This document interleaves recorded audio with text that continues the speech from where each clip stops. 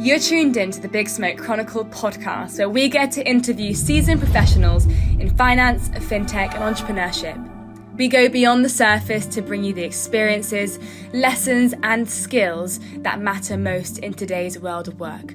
So, let's dive in. Welcome to the Big Smoke Chronicles. Today, we'll be discussing the story from a boardroom to entrepreneurship, what it takes to take risks creating businesses, and for you listeners, understanding what your flight plan might be. As a founder of Wealth Pilot, Jonny combines over 15 years of investing experience with his background in economics and chartered accountancy. His philosophy goes beyond chasing higher salaries or bigger portfolios. It's about creating options and giving people the confidence to design a life on their own terms.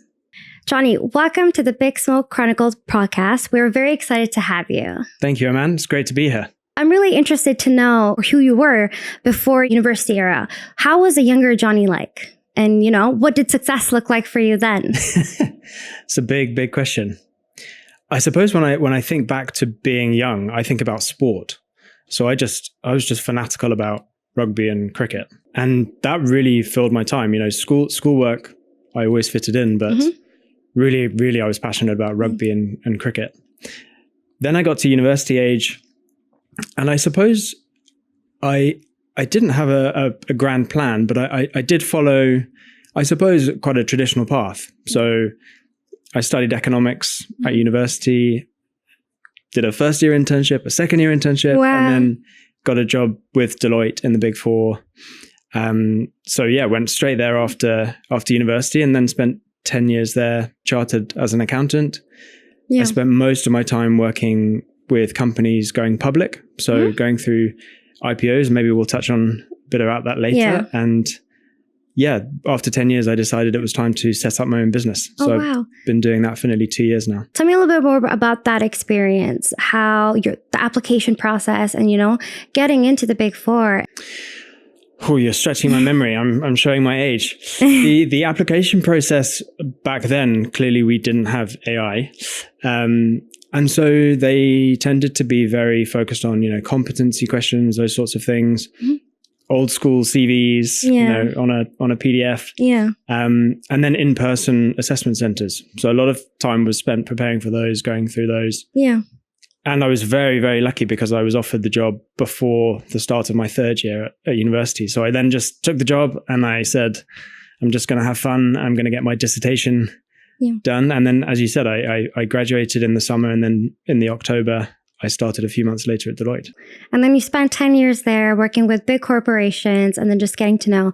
And that's interesting. You were very into corporate finance, and then this change came about, this pivot came about you wanting to focus on personal finance and, the idea of wealth. I'd really like to get to know more of your thoughts on that process. What made you think that this might not be it for me? What was that pivot like, that change like? How did that start? Yeah, it's a good question.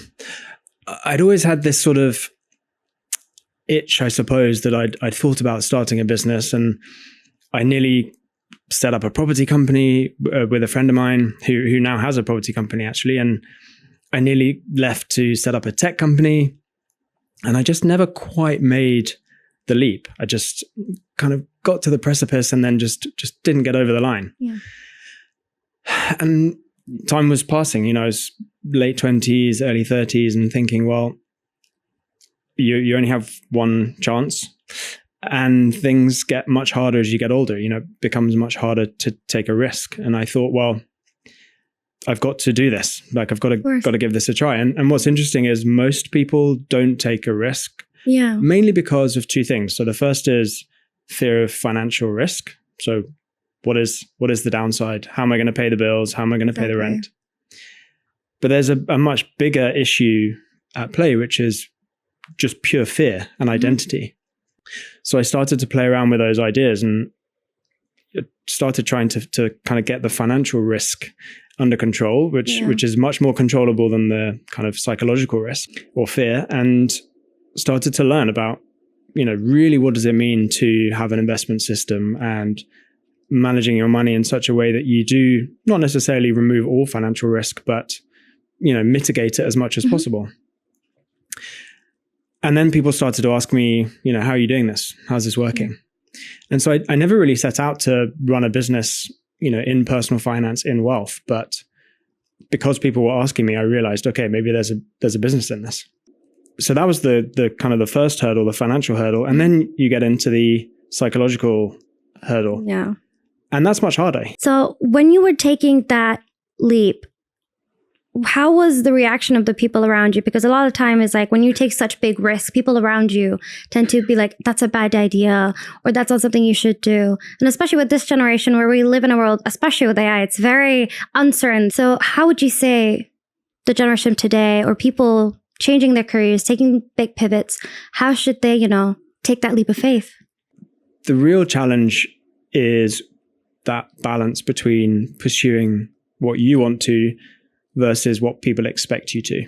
So I spend quite a lot of time now mentoring people starting businesses. Yeah. And one of the biggest fears is, what are my parents going to say? What are my friends going to say? Exactly. What are my family going to say? And ultimately, wealth, living, money, financial freedom, you can tie pretty much everything back to choice. And we all have a choice to make. So 100%. Do I want to start a company? Why? Mm-hmm. Why am I making that choice? If I choose not to start a company, why am I making that choice? Is it because I'm scared, or is it because I'm trying to placate other people? And so it's really starting to unpick, what is actually going on here? Yeah. Because fear is a very sort of vague concept. So one thing that I use is a journaling framework around understanding, firstly, what actually am I scared of? Writing down, I'm scared of this particular thing. Okay, well, if that thing happens, mm-hmm. what's the worst case scenario? Yeah. Because in modern society, there's not that much to be afraid of. Historically, as humans, we are designed to fear danger, starvation, we need shelter. In most cases, clearly there are exceptions. In most cases, people aren't actually facing the inability to feed themselves, to shelter themselves. So what is the worst case scenario? And then you actually play that scenario through. Okay, so maybe the worst case scenario isn't that bad. Yeah. Then what's the next thing? Well, if I take this risk, you set up your company. Exactly. What's the upside? Well, you running your own business. Yeah. Becoming a CEO. You get to know amazing people, investors, network, mentors, coaches, employees. That's amazing. Maybe there's a financial upside as well. Instead of facing, destitution, maybe you're actually going to become very financially well off. Yeah. Okay, so I've understood the worst case, and now I can see the best case. Now I'm feeling excited. Yeah. Then the fourth part of the framework is to say, well, what do I do? I've got to take action. So I then try and take one step, and it could be a tiny step. It could be speaking to someone or implementing a new marketing funnel or whatever it is. Mm-hmm. But you've got to do something to turn that fear into a positive action. And I use that framework very, very frequently. Wow. And ultimately, you find that actually most of your fear can be dealt with within your sphere of control. There's something you can do about the fear to overcome it and ultimately achieve whatever it is you're trying to. So it's really interesting about how you broke it down to 4 specific steps. Just going off a bit more, it's that, differentiating intuition versus impulse, because a lot of the times we feel like, I'm in a stage and place where this might not work out, this is not working for me. Sometimes we tend to act on impulse. And do you feel like that this framework would help with that regard as well? Like test it out whether it's just an impulse or it's an intuition where, this might lead to something successful or a project that's worthwhile working on. It plays to this idea that entrepreneurship and running your own company is clearly an exercise in business, but actually underlying that is a psychological challenge that accompanies the people who run the company. There's an amazing video I just watched recently, a Tony Robbins video, and this lady stands up. She has a business problem. And Tony Robbins says, "What's the problem?" And she said, it's working capital. I haven't got enough working capital. I need investment. Yeah. He says, okay, what's really going on here? And long story short, he breaks the whole thing down And it turns out that due to personal reasons, she's keeping control of this company. So the company is a method of her displaying to the world, I'm in control. I can do this myself. I don't need anyone else's help. And of course, when you take on investment, you need other people. Yeah. By definition. And so there's this idea about, well, what's the psychology behind people running a business? And if you unlock that, typically you will then overcome the challenges that the business is facing. So when we go back to the question about, is it intuition or impulse? Yeah. I don't necessarily see those as two binary ideas. So impulse implies something, I'm going to go and do that now. Yeah. The thing about business is it takes way longer than you think. So you can't really do anything impulsive in terms of setting up a company. Okay, you can go and incorporate on Companies House quite easily, but there's no real risk in doing that. Mm-hmm. So then we come to this idea of intuition, and I think there's something very, very powerful in intuition. And I'm kind of loath to mention anything like, follow your passion, follow your heart. Really, what business is about is identifying something in a market that people want or people need. A gap, and then providing a solution for it. And if that's your passion, that's great. Yeah. But it might not be. Exactly. But I think intuition is something deeper. It's something that comes almost in a flow state where we're not overthinking, we're not overanalyzing, but there's something deep within that says, based on what I know, what I understand, how I see the world, this is the right thing to do. Yeah. And that is an incredibly powerful thing to follow, and also something that I think people get used to ignoring and repressing. There are all kinds of ways you can do that. People use alcohol and TV and all kinds of things that we don't need to talk about. But learning to listen to your intuition is an incredible skill that I would encourage people to practice. Do you think that, especially in this era where we see so many success stories everywhere, we're in the age of social media where we're constantly being fed the success story, the dream team. Do you think people overestimate talent and underestimate consistency? Interesting. I definitely think people underestimate consistency. Yeah. So if you look at any, so I said I'm really into sport. If you look at any of the best sports people, typically they just have done it more than anyone else. So I also love golf. So take Tiger Woods, who most people probably have heard of. He is an extraordinary sports person. I don't think it's because he's innately talented. I think it's because he started earlier than most people and practiced way harder than most people. So I do think consistency trumps talent massively. Yeah. I think the kind of precursor to the question was around, being force-fed success stories. Yeah. And I think it's a very important question because, I speak to a lot of business owners. I speak to a lot of people about their personal finances. I really get into people's lives and psychology. And it's very easy to get dragged into this idea that everyone else is doing brilliantly.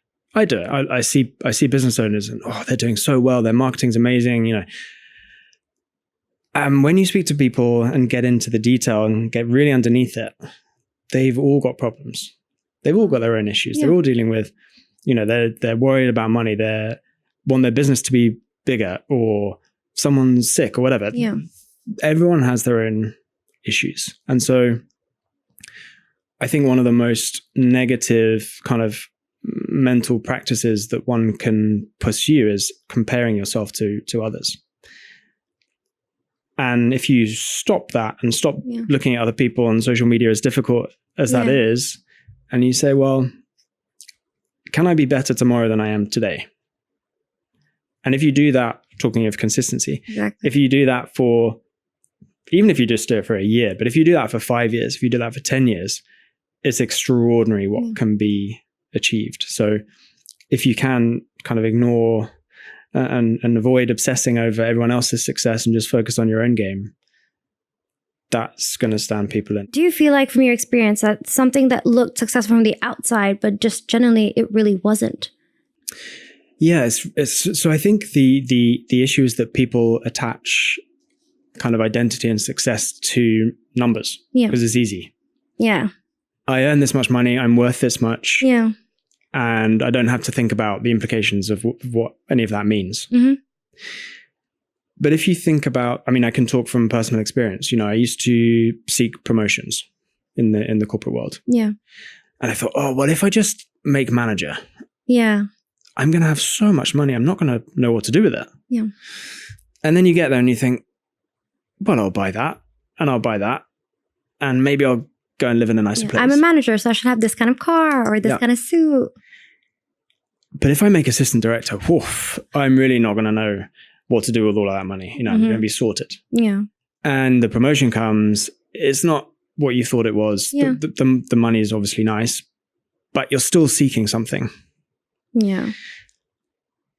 So before we start attaching things to, you know, financial success and cars and houses and whatever, there's a much harder question to address, which is why we're doing all of this. Exactly. What's the reason behind all this? Correct.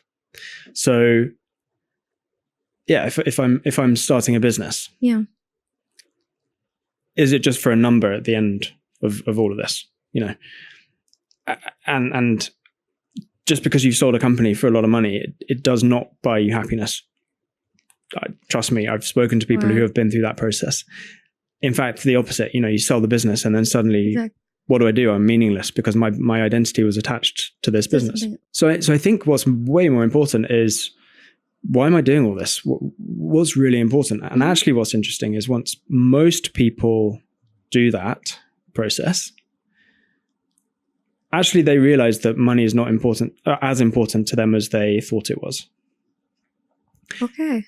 And then you get this extraordinary releasing of pressure.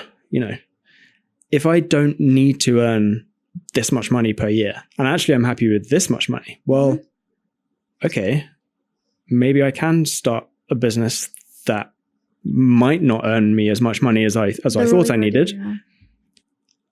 And going through that process, they end up running a company that ends up being way more valuable than they were earning in the previous setup. So it's much more around, you know, what actually motivates us and what's meaningful to us. And typically that's much, much more important. Yeah. But critically much harder to address than attaching your identity to an income number. Exactly. And that's why most people avoid it. That's so interesting to me because I'm sitting here because I am at that stage in my life where I'm figuring out my career and I am attaching value to, oh my God, if I get this internship or like this graduate role, I'll have X amount of salary and I'll be living in this kind of apartment, this kind of lifestyle. So it's a bit eye-opening to hear that, you know, I might get there and I might still be unsatisfied just because it's a big corporation or a company that I've sought after. It might not be what I might be looking for. Am I going after the money? Yeah. And just to build on that. So of course. None of this is to kind of criticize big corporations because there is no way I would be doing what I'm doing today without having spent a decade in the Big Four. Yeah. But the nuance is, you know, why am I here? So it's gaining the skills. I met amazing people. I met amazing clients. I learned a huge amount. You know, there's an amazing experience. And, you know, for you, that could be the reason why you go into that sphere. Yeah. But it's when you start attaching, I'm going to earn this much money and then this much money and then I'm going to buy this car. That's when things become toxic because you buy the car and you're not happy. Exactly. You're just poorer. There's a nice analogy that someone once told me, which is to almost think about your share price, your personal share price.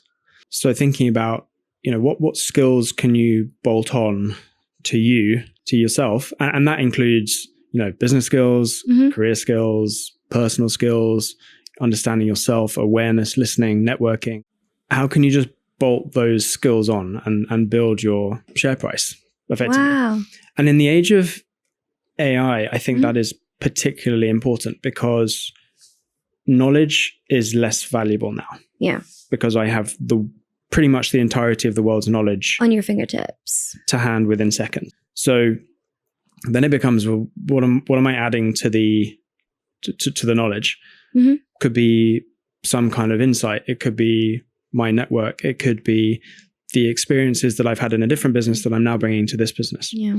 So it's almost thinking about, well, what skills can I accumulate? Because there's a world of opportunity out there. Yeah. And thinking more about the skills rather than the initial kind of salary is a much more kind of long-term powerful way to think about it. What you said when it comes to knowledge, especially now it being at our fingertips, and I will ask you to try to go back in time just a little bit and understand that, and just try to imagine if you were where I am today, just about to graduate in a year or so, what would you do given how the AI has revolutionized how we see knowledge and data and just opportunities today? It's a hard time. It definitely is hard. And it was harder for me than it was for the generation before. And it was harder for them than it was, the generation before that. The old model, at least in the West, was you go to school, you get your degree, you buy a house that goes up 10 times in value, and you work your way through typically one career. That was a very normal, traditional route. The first thing that I would say is that model just does not exist anymore. Like, for me personally, people might have their own views. London property prices are not going to go up 10 times in the next 20 years like they have the last 20, 30 years. Yeah. So that model of, buying a house and just letting it grow in value, that doesn't exist. Corporate roles are harder to come by now, and I think will be even harder to come by in the next 3 to 5 years. I know a lot of smaller, sort of small to medium-sized business owners who are doing truly unbelievable things with AI. And unfortunately, what that typically means is fewer people. That's the fact. Yes. To give you an example, I've just built a personal finance AI assistant, and I've never coded it in my entire life. And if I wanted to hire someone to take over that kind of product management of the product, I don't actually need a web developer now or a coder. I need someone who can speak to AI, can speak to Claude, and write amazing prompts to get an amazing product. So that's the backdrop. What would I do is a very difficult question. I would think more about the mindset as a starting point. So the people that I've learned the most from, and the people that I look at in their 50s, 60s, 70s who have been really, really successful, I'm trying to analyze what kind of what characteristic they all show. They are all incredibly playful. Okay. They all have this sort of childlike curiosity about business, about life, about people. And so you'll hear a lot of negativity about AI. Yeah. We're all going to be unemployed. We're all going to be sitting around doing nothing. It's all going to be terrible. That's a very negative mindset right now. But the people that are making the most of AI are like children. They are there smiling, playing around. Oh, what if I try this? I wonder if I ask Claude to do this. Do you think it could do it? And what could Claude actually teach me about this thing that I have all these limiting beliefs about? So I would start with the mindset of, okay, no one really knows where this is going. Yeah. So let's try and be playful. I do think that being playful with AI is non-negotiable. I think you just have to be AI literate. You have to be really, really good. And most jobs now, I'd be surprised if they don't require that. Exactly. It's required now. So that's the first thing. So this sort of like playful, childlike curiosity. The other thing that I think is going to be even more important, and this goes against the grain of, everything's going digital and everything's now technology. Network and people and who you know is going to be even more important. And this is not a kind of nepotistic thing like, oh, I'm going to get a job because I know so-and-so's the CEO. What I've learned about the kind of successful people that I talked about is they've realized that they learn something every time they speak to someone. That's why I'm excited to be here. You're teaching me and I'm teaching you. And every single meeting, interaction you have, you'll learn something. Exactly. And that could be on the gym floor, it could be on the tube, it could be walking down the street, it could be in a restaurant. And so if you can, in between learning how to use AI, look up from your phone and speak to people. Yeah. Oh, what do you do? I'm interested. Listen, ask them questions. Ask a question. Be curious. It's amazing. I love listening to people and hearing what they're doing, what they're thinking about. I'll give you an example. I went to a networking thing 2 weeks ago. It's run by a very wealthy 65-year-old, something like that. He said, well, I've got my chief of staff on my phone now, Claude. Yeah. And I've been using AI a lot. And I kind of think I'm getting decent at using it. But there was something about that phrasing. I've got my chief of staff on AI. And that changed everything. The following day, I went through all of my the agents that I'd set up on Claude. Yeah. And instead of thinking of them as kind of tools, I started thinking about them as people. And the more you put into AI, the more you get back. The more you get back. So suddenly they're doing even better work for me. And that's just through listening to one person. Yeah. I've never spoken to him one-to-one. He was just making a speech. So very long-winded way of saying, if you can be curious and playful with the technology side, but also look for opportunities to speak to people and listen, those two skills are going to stand you in very good stead. So just a little bit about investing. If, for example, there's a beginner in there and they've never invested before, from your experience, especially with Wealth Pilot and working with such clients, what would the initial steps towards investment and that path be for someone? It's a big question. So the first thing I would do has absolutely nothing to do with investing. The first thing you need to do before investing is securing your finances. Investing is risky by its nature. Mm-hmm. And we want it to be risky because in return for risk, we get reward. Great reward. But you never want to be forced into selling an investment under pressure. So using an example, let's say I invested everything that I own in the US stock market. And then the Donald announces tariffs. Yeah. And I lose my job. And the two coincide. Yeah. I'm then forced to sell everything that I own at a depreciated price. Mm-hmm. I mean, in terms of long-term wealth, it's just catastrophe. It's just totally, in terms of the maths, it kills your wealth. Yeah. But psychologically, the stress that can cause you on partners, on the people around you is intense. So the first thing is always to secure your finances. Yeah. The investment world has become more straightforward than it used to be. So you or I can invest in hundreds of companies at the click of a button, pretty much, or on your phone. So the next thing that I would do is try to actually understand investing. So the principles of what actually is investing to start with. How do you make money out of an investment? And then you understand, well, companies fail, but they don't tend to fail all at once. Yeah. Okay, so I need to diversify. How do I diversify? Well, the financial world has come up with these amazing products called index trackers that give you instantaneous diversification. So I would then start looking into, the kinds of products that are available. I'm not going to suggest specific products, no, of course, but I would suggest starting to understand what those products are, what the returns have been, what the investments are made in terms of country, just doing in terms the research, of sector. Understanding it before taking the step. Yeah. And I mean, I run a business that helps people build wealth. So I would say this, but I'm a big advocate for buying skills. Yeah. When I started my business, as we've said, I was 10 years in the corporate world. I'd never run a business. And I'm not joking, I found a 24-year-old on X who I'd never met before. He's in the US. And I paid him to teach me how to set up a business. So my view is always, it's less risky. Yeah. Things happen much faster if you identify that you've got a skills gap and just pay to fill it. It's an investment that pays off multiple times. It's like a degree. you need education, you do it. Same Correct. with skills. Correct.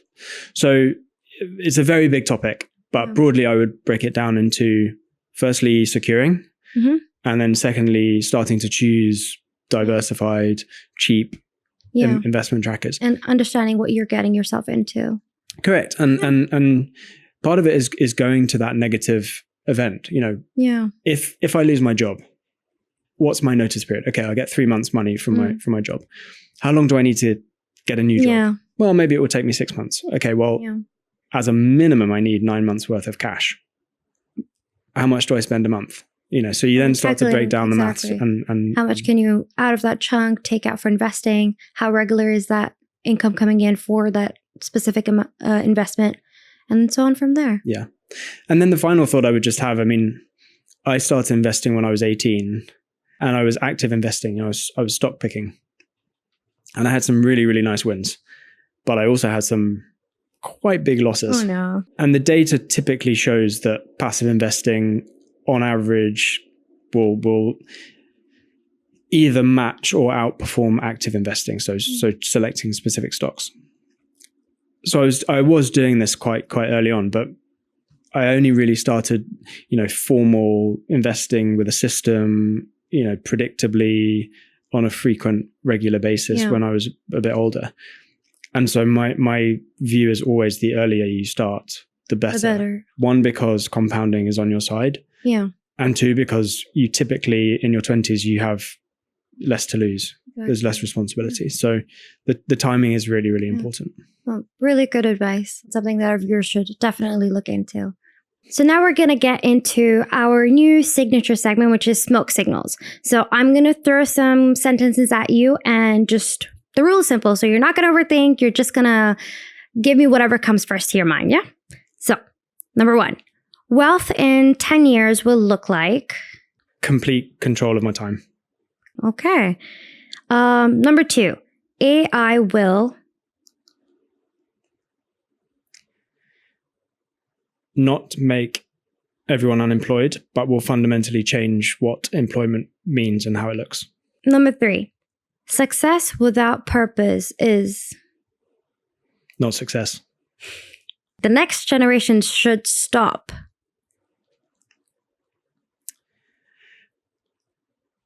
hoping that the old model still works. The next generation should start being playful with AI if you're not already. Just one last final smoke signal will be, when the smoke clears and people remember your story, what's the one thing you hope that they remember you for? I think it is the curiosity point. I would love to be remembered as someone who was curious, and I would like to have helped a lot of people in my life. Thank you so much, Jonny, for sharing your perspective and giving us genuinely some brilliant pieces of advice throughout this whole podcast. I really appreciate you coming here. And to our listeners, thank you so much for joining in. Please like, share, and subscribe, and just spread out the word, because at the end of the day, it's about being curious and just taking what you've been given, the knowledge, and just making the most out of it. Thank you so much. Thank you for tuning in to the Big Smoke Chronicle podcast. We hope that you've enjoyed this episode. And if you enjoy the podcast and would like to support, remember to like and subscribe. We'll see you next time.